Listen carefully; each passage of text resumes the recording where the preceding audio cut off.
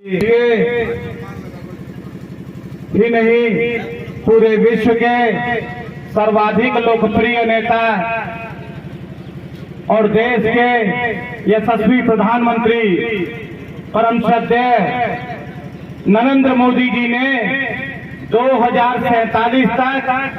भारत को विकसित राष्ट्र बनाने की जो बीड़ा उठाया है कि इस देश को 2047 तक विकसित राष्ट्र बना देंगे, वो बीड़ा उन्होंने उठाया है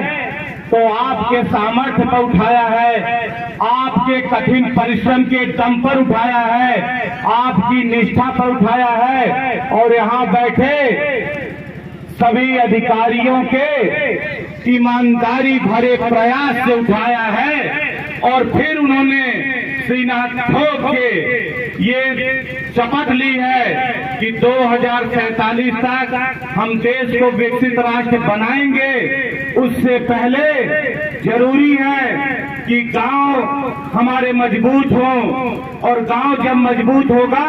तभी हमारा देश मजबूत होगा। गांव में रहने वाले प्रत्येक नागरिक मजबूत हो, हमारी यहाँ पे माताएं बहनें मजबूत हो, उसके लिए देश की सरकार ने और उत्तर प्रदेश की सरकार ने विभिन्न योजनाएं पूरी ईमानदारी से, पूरी निष्ठा से, पारदर्शी ढंग से आप लोगों के बीच क्रियान्वयन करने का काम किया है।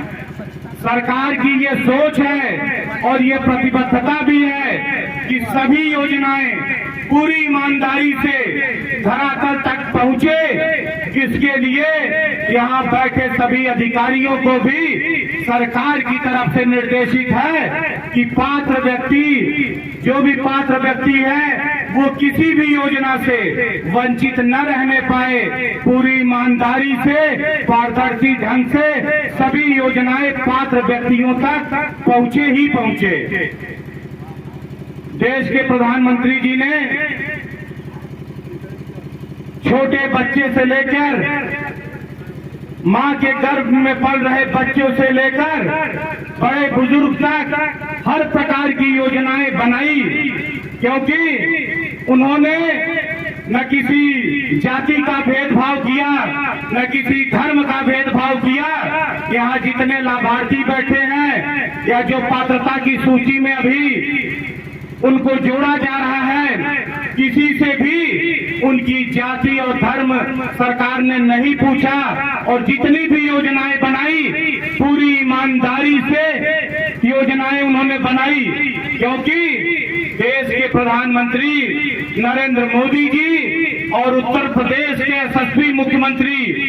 परम आदरणीय योगी आदित्यनाथ जी महाराज की नजर में राष्ट्र धर्म ही सबसे बड़ा धर्म है और गांव के गरीब, किसान, महिला और युवा ही सबसे बड़ी जाति है। और इन जातियों के साथ किसी भी प्रकार का कोई भेदभाव नहीं होना चाहिए, क्योंकि यही जातियों का विकास करके इस देश को एक भारत श्रेष्ठ भारत बनाना है। आप लोगों ने देखा कि भारतीय जनता पार्टी की जब सरकार बनी और इस देश में जो तमाम राजनीतिक दल हैं, क्यों भारतीय जनता पार्टी उन सभी राजनीतिक दलों से अलग है? क्योंकि जब भारतीय जनता पार्टी का निर्माण हुआ, भारतीय जनता पार्टी के घोषणा पत्र में सबसे पहली लाइन हुआ करती थी कि कश्मीर में हम धारा 370 की समाप्ति करेंगे और जिस दिन इस देश की जनता हमें पूर्ण बहुमत देगी, हम अयोध्या में भव्य रामलला का मंदिर भी बनाएंगे। और आप लोगों ने देखा कि संसद भवन में बैठकर पूर्ण बहुमत की सरकार नरेंद्र मोदी जी के नेतृत्व में बनती है। कश्मीर में ये धमकी दी जाती थी कि जिस दिन पार्लियामेंट में धारा 370 की चर्चा भी होगी उस दिन कश्मीर में खून की नदियां बह जाएंगी। आप लोगों ने देखा कि 30 सेकंड में देश के सबसे मजबूत नेता गृह मंत्री अमित शाह ने महज 30 सेकंड में धारा 370 को समाप्त कर दिया। और जो कहते थे, जो घुड़की देते थे कि खून की नदियां बह जाएगी, एक परिंदा को भी वो नहीं मार सके। ये ताकत इस देश की सरकार में अगर आई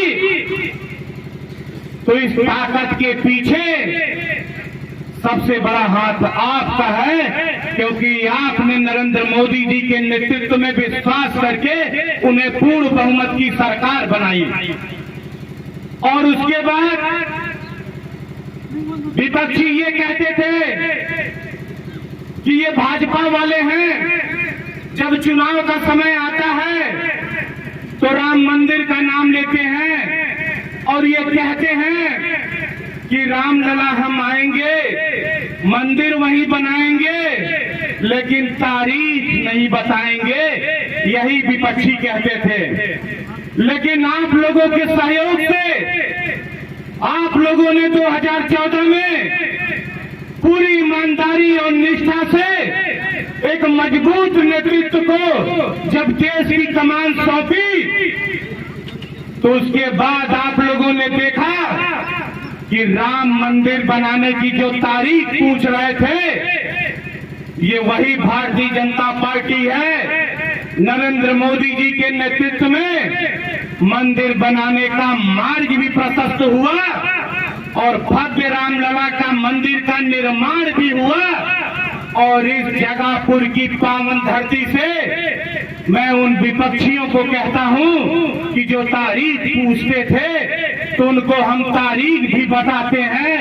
समय भी बताते हैं और दिन भी बताते हैं। सुन लो सभी विपक्षी पार्टियां, वो तारीख है 22 जनवरी और 12:29 पर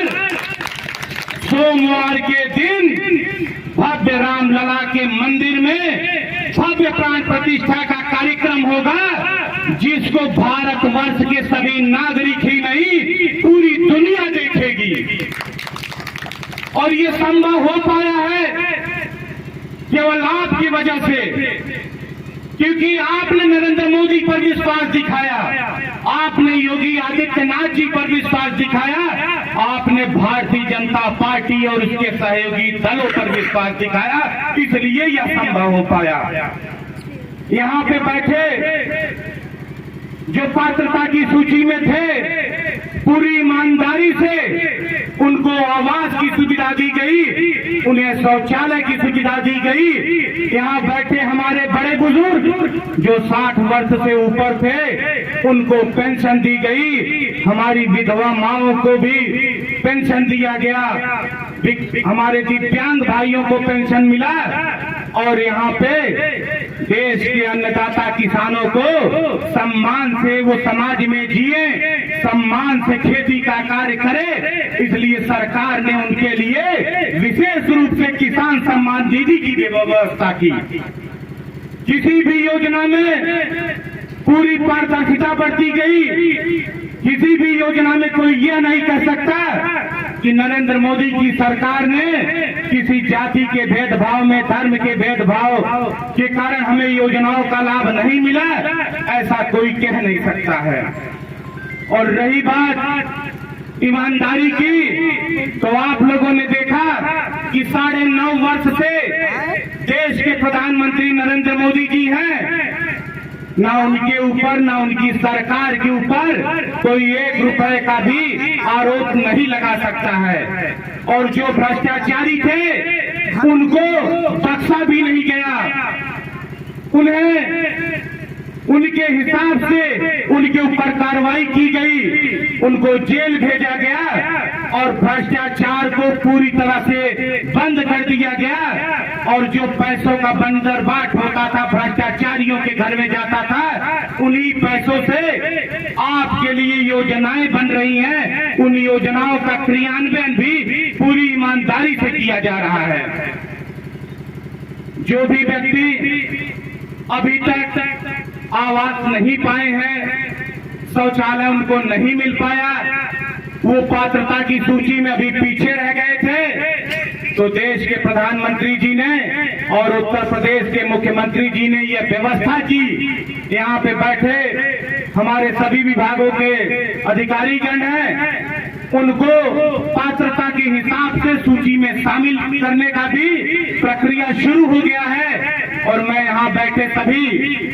ऐसे लोगों को मैं बताना चाहता हूँ कि क्यों वो पात्रता की सूची में पीछे रह गए थे। क्योंकि जब कोई योजनाएं बनती हैं तो वो जो 10 वर्षों पे जनगणना होती है, उस जनगणना के हिसाब से गरीबी रेखा के नीचे वालों को उस हिसाब से योजनाएं सरकार बनाती है। लेकिन जब पिछली जनगणना हुई थी सन 2011-12 में, उस समय बहुजन समाज पार्टी और समाजवादी पार्टी की सरकार हुआ करता था और उन योजनाओं में भी बड़े स्तर पर भेदभाव किया गया था, जिससे जो हमारे पात्र व्यक्ति थे उनकी चिंता नहीं की गई, उनको छोड़ दिया गया और विशेष लोगों को, अपने लोगों को चिन्हित करके उस सूची में शामिल किया गया था। लेकिन अब जब मोदी जी ने जाति का भेदभाव खत्म किया और उनके नजर में युवा, गरीब, महिला, किसान यही जाति है और इन्हीं के कल्याण के लिए वो दिन रात मेहनत कर रहे हैं, तो इसमें किसी भी प्रकार का भेदभाव के लिए कोई जगह नहीं बचती है। जब उन्होंने यह तय किया कि इस देश को विकसित राष्ट्र बनाना है और यह देश विश्व गुरु बने, तो उसके लिए सबसे जरूरी होता है कि हम आर्थिक समृद्धि के साथ साथ हम अपनी सांस्कृतिक विरासत को भी सहेजें। देश के प्रधानमंत्री जी और उत्तर प्रदेश के मुख्यमंत्री जी विकास के साथ साथ